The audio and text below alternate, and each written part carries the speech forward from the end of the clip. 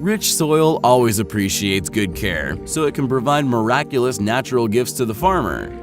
However, James Bristol, a farmer from Michigan, got something more exciting from the ground. He had a field to grow soybeans, and one day he noticed something sticking out of the ground that looked like an old, decayed fence post at first sight. However, the find turned out to be much more amazing. James got an excavator to dig deeper and was stunned to see a well-preserved skull. These were the bones of a woolly mammoth that lived on the planet about 15,000 years ago. The multi-ton giant was approximately 40 years old when it died. Archaeologists found most of the animal's skeleton, including the almost intact skull with tusks, though they did not find its limbs. Apparently, some hunters separated and took the limbs and put the mammoth's body in storage.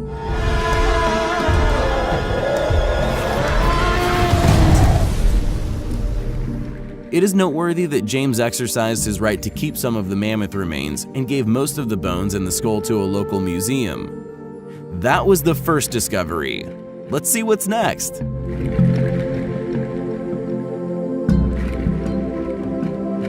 A landowner with a plot near Buenos Aires could not even imagine the treasure his ground held inside.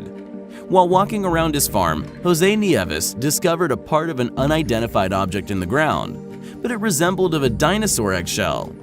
Actually, the reality was much more fascinating. The farmer did not leave it as it was, but decided to dig the relic out. The find turned out to be much bigger than an assumed egg, as it was over 3 feet long. An explanation was offered by paleontologists who stated the object was a shell of a prehistoric animal that existed during the Ice Age, namely a young glyptodont, a kind of armadillo that inhabited our planet more than 10,000 years ago.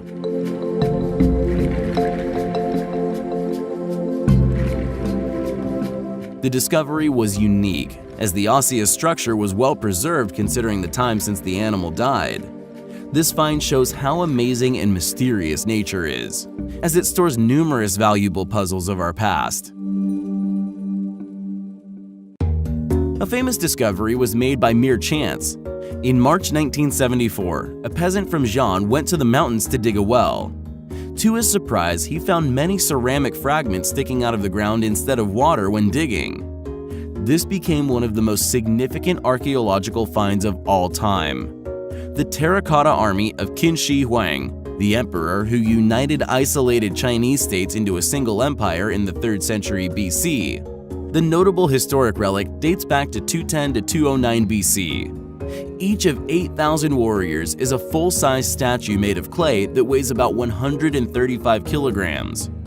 The weight of each horse is 335 kilograms. The baked material was covered with a special organic substance and painted. The innumerable army buried 1.5 kilometers from the emperor's tomb instead of real warriors is believed to be an ancient way for a leader to affirm his total authority and to gratify his ego in this world and beyond. More than 700,000 people worked for 38 years to build the Qin Shi Huang's mausoleum and create his terracotta army. In the mid-1930s, an extraordinary discovery was made not far from Baghdad. Some pottery jars that looked quite simple at first sight.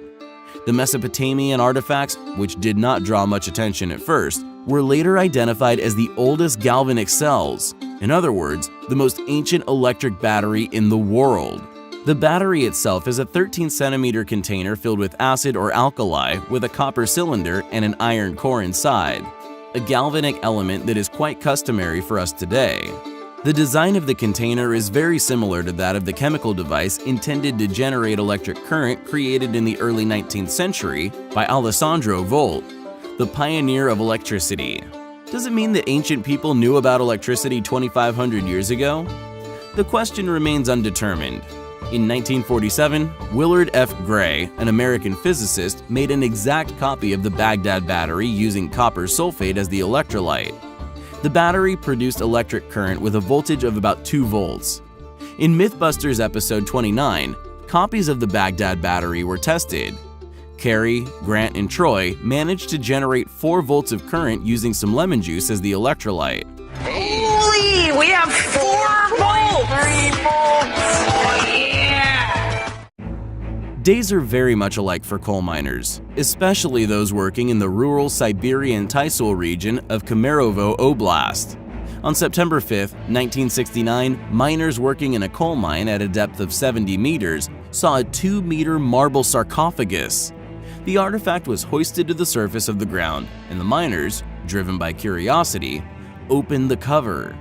There was a mummified body of a young girl inside, flooded with a pinkish liquid. She had white skin and thick chestnut hair. That very evening, special service agents arrived in the village and loaded the sarcophagus into a helicopter. The discovery was named Tysul Princess. Scientists were stunned. The body taken out of the liquid started browning rapidly, but was restored to its original color when placed back into the sarcophagus without any signs of decay. It turned out to be impossible to determine the production technique and the content of the liquid filling the coffin. It is reasonable to assume that the girl belonged to a civilization that was much more highly developed than ours. However, there is no reference to the mysterious Tysul